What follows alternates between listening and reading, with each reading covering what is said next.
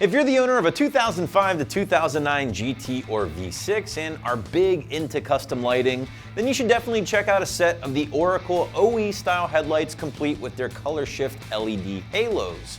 Now, when paired with the necessary remote, prospective buyers will be able to control the color of that LED halo when at your local car show or meet, but can enjoy a more subdued factory-like appearance with the halos completely switched off, thanks to the black housing and clear lens design. Price, of course, will depend on what, if any, remote you end up going with, but will start around that low $500 mark and go all the way up to the high 600s with the optional Wi-Fi controller. Install will get a 2 out of 3 wrenches on the difficulty meter according to the site, in about an hour or so from start to finish. But as always, guys, be sure to hang out towards the end of this video and we'll show you how it's done. So if you guys know Oracle, then you know they produce a wide variety of custom lighting for your ride, the latest of which is their Color Shift 2.0 halos, which not only allow you to create just about any color under the sun, but also allow you to do some pretty cool patterns such as strobing, color switching, and soft fades, amongst some others. Now, making that all possible are the Tri-Node 4040 LEDs, which are some of the latest and greatest tech in the category and are backed by Oracle's limited lifetime warranty. But again, guys, one very, very important thing to point out here is that in order to see the full potential of these lights once installed, you will need to grab a corresponding remote from the drop-down tab on the product page. Now, this does include some simple options like the basic RGB controller or the 2.0 RGB controller, both of which are infrared based. And then there is the Baller Wi-Fi controller that allows you to use your cell phone along with the corresponding app to create the colors and the patterns of the lights themselves. Certainly a little bit more money, but gives you a lot more control. Now, if you already have an Oracle product on your ride and you've already grabbed a remote in the past, then you can just order these headlights without the controller attached to them and save some money, as your existing remote will work on these guys as well. So obviously the color shift functionality is going to be the big draw here with these lights, but I personally like how Oracle chose to throw those halos into a simple black OE style housing with a clear lens, which gives these lights a bit of that Jekyll and Hyde effect, right? With the halos off, everything seems clean and understated without being over the top, but turn the halos on and things get a bit more wild. Now, as far as your actual headlight bulb itself is concerned, well, the Oracles here will reuse the factory H13 style bulb in your ride, but as always, guys, you can upgrade to any of the aftermarket options we have here on the site currently for your early S197. Also, quick heads up, these lights have been both DOT and SAE approved, but quick disclaimer, the strobing or color shifting halo pattern shouldn't be used on the street while driving. But now let's get into the installation, and honestly, this one shouldn't be too bad given the small amount of wiring needed, but to give you a better idea of what I'm talking about, here is a detailed walkthrough along with the tool breakdown. Tools required for this installation: push pin removal tool, Phillips head screwdriver, precision flathead screwdriver, 10mm wrench, extension, 3/8 drive, 10mm socket, 8mm socket, 5.5mm socket. I've got a lug socket here. You do not need to pull off your wheels, but I did. A 3/8 impact, wire cutters, wire strippers, and crimpers. All right, to get started, we're gonna pop the hood to access the cover on our radiator. We actually do have to pull the front bumper off to get our headlights out.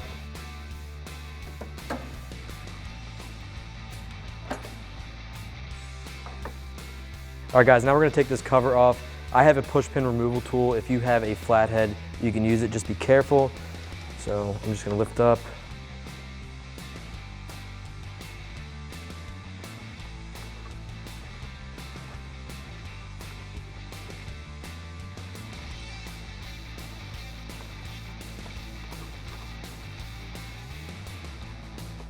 Now lift your cover out of place.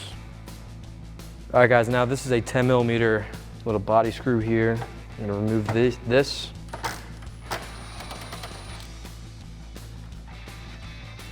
Then we're gonna pull this tab up and over.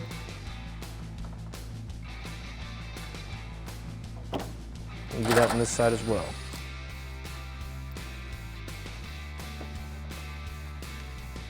All right, now is a good time to disconnect your fog lights. Just get the back of the wiring harness there. There's a little tab, press down and pull. This way, when we pull the bumper off, you don't have to disconnect your marker lights and your fog lights at the same time. All right, guys, now I do have the Mustang on a lift. The only reason why I'm doing that is to pull the wheel off so you guys can see the inner workings inside the fender here, because I do have to pull the splash guard out of the way, and there are 2 nuts on the corner of the bumper, and that's the only thing holding this thing on right now. All right, let's get the wheel off and I'll show you the next step.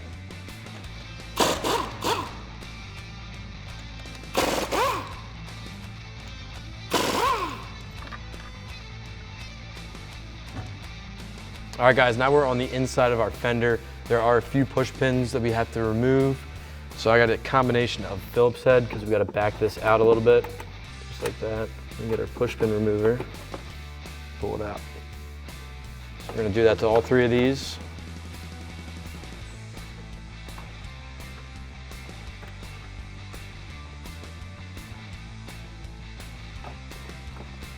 And then we're just gonna take our Phillips head here and remove these 3 screws.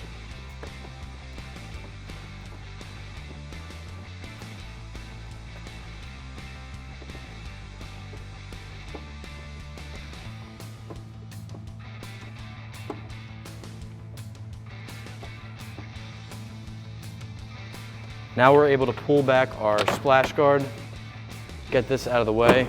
Got a lot of stuff flying out of here already. And then our next steps are actually going to be to unplug our marker light and our turn signal. All right guys, now I have a ratcheting 10mm wrench. I highly suggest you go out and get yourself a set, but you can actually get a socket up there. I'm just gonna take these nuts off the corner of the bumper here.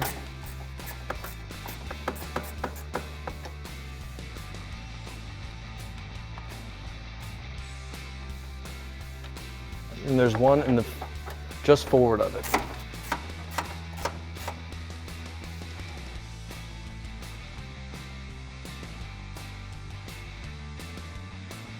All right, now all the steps you just saw, we're gonna repeat on the other side. All right, now they have both sides of the bumper disconnected, we have to disconnect the bottom of it. We have 4 5.5mm little body screws here that we're gonna have to remove.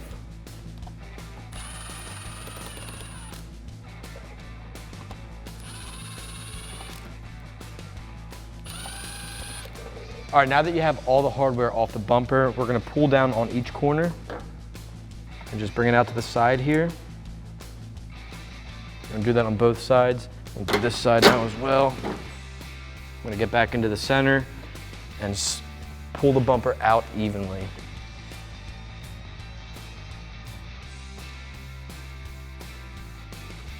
And set this down somewhere where no one will trip on it and it won't get scratched, and your paint will be protected.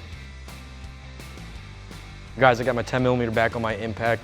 There are 3 10mm bolts holding this headlight in. We're gonna remove these 3 and then unplug it. Now you can either disconnect the headlight here or pull it. We're just gonna disconnect the wiring harness here.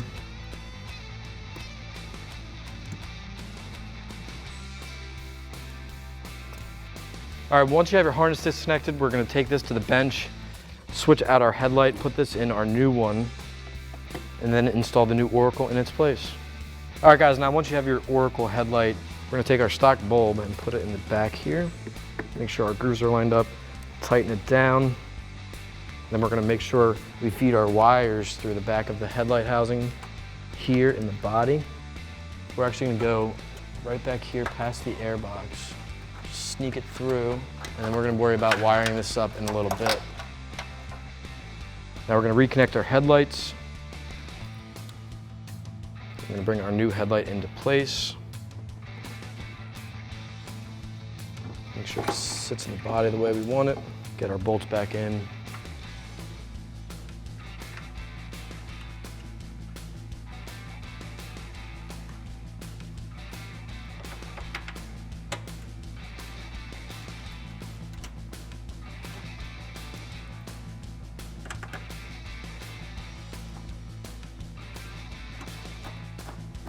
All right, now I have my impact set on the lowest setting. If you can't change the setting on your impact, I highly recommend just using a regular hand ratchet.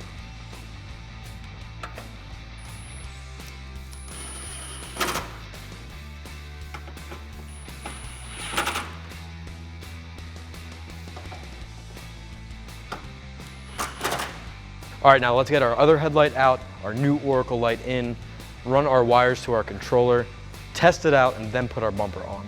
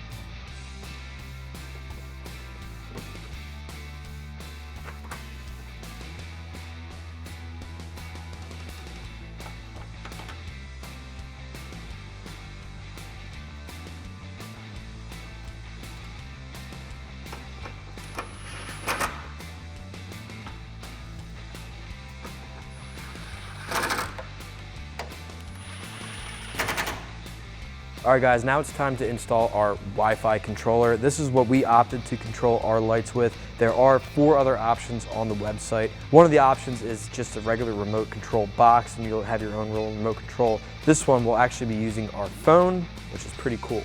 So we're gonna set this off to the side, run our wires to the box. I highly recommend putting your control box inside the passenger compartment where it's gonna be cool and dry.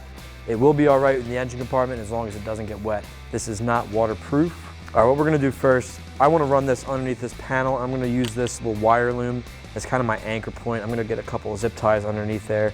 Let's get our wire through first. Still following that wire all the way up to that quarter panel there.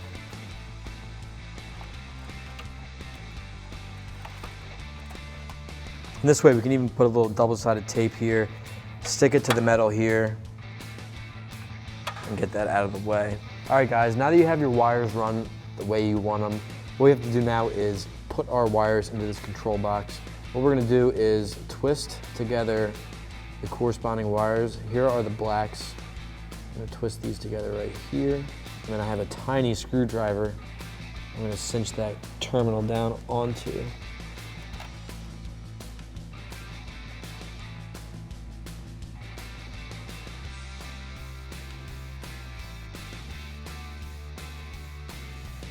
It's nice and tight, that's not coming out. Then we're just gonna move down the line. The next is the blue, green, red. Blue's going in.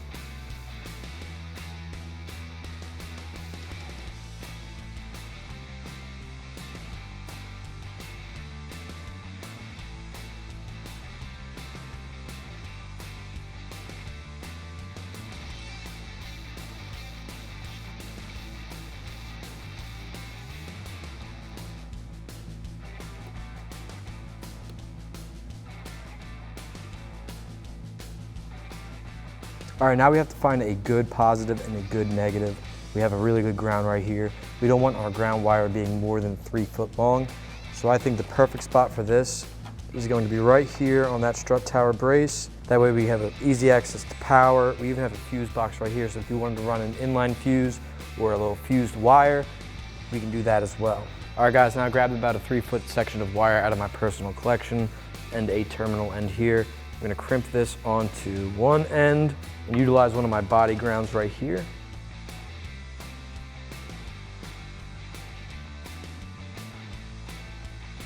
Now this end we're gonna be putting into our control box. Let's ground it out first.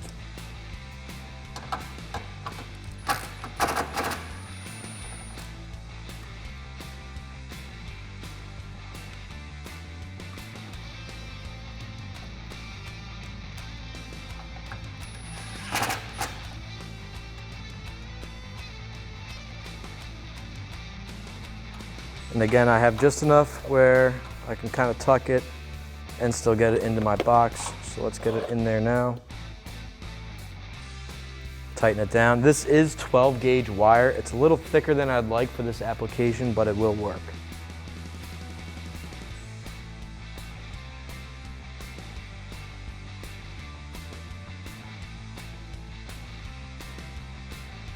And if you don't have any wire in your garage, you can pick it up at any auto parts store, hardware store, or even a cheap auto parts store.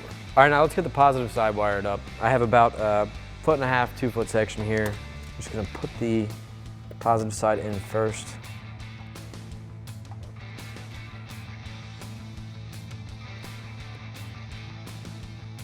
And then I already crimped a terminal end on this. So we're gonna connect this to the positive side, test it out, mount our controller right to our strut tower right there, test it out. So I got my 8mm socket on my battery here.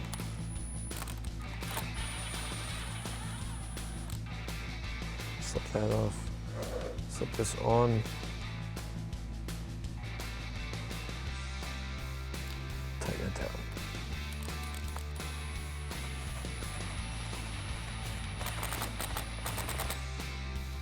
So we have our box wired up. We're gonna test our lights out now. This is, again, the Wi-Fi controller, so it's gonna emit a Wi-Fi signal. Let me connect to that real quick. Now we're gonna open up the app. When you open up the app, I'm gonna click on this little controller here. And this will allow me to turn on our LED ring. And I can even control the brightness. Bring it all the way down. Bring it all the way back up, and all these different lights. It's crazy. So yeah, let's get our bumper back on now, finish up our wiring, get that box mounted to our strut tower. All right, now let's get our bumper back on. It's gonna go on the same way it came off. Just gonna watch my quarter panels over there, and on this side, slide it on the front first, and then we'll get our corners into place. So you'll notice on this, the bumper actually slides in between the headlight housing and that little tab there. Now I'm gonna get the vehicle back up in the air, get our nuts on the side, get our bolts here, get our cover back on our wheels, and we're ready to go. All right, let's get our 10mm nuts back on the corners of our bumper.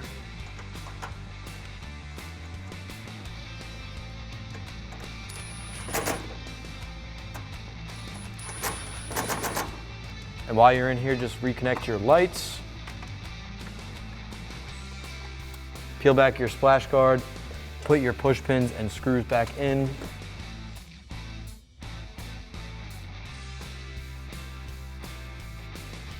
I'm gonna grab our Phillips head screws, start these back in.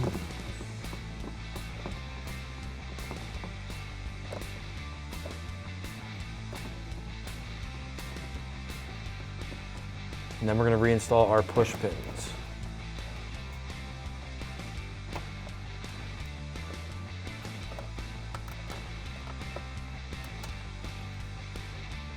And our last one in the top. All right, repeat this on the other side. All right guys, now underneath the bumper, we're going to put our 5.5mm screws back in.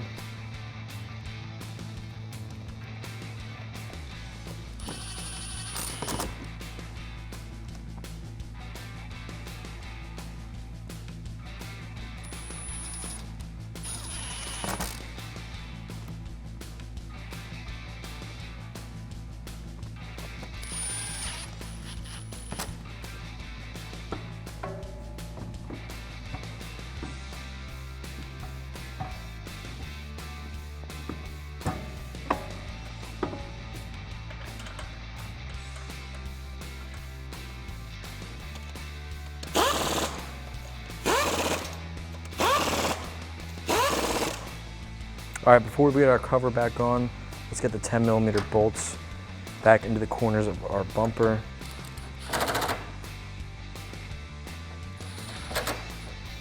All right, now I'm gonna bring in the cover.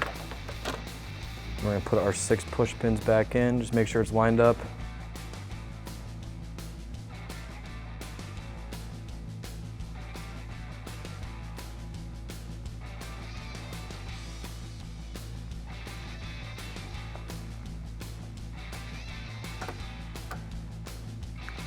Cool, now we can shut our hood and show off our new lights. All right guys, that's gonna wrap up my install of these Oracle OE type black headlights with that LED ring. For all things Mustang, keep it here at AmericanMuscle.com.